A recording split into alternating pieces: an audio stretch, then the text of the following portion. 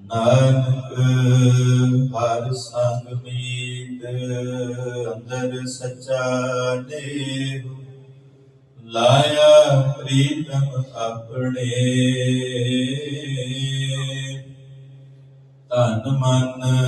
ਹੋਏ ਨਿਹਾਲ ਜਾ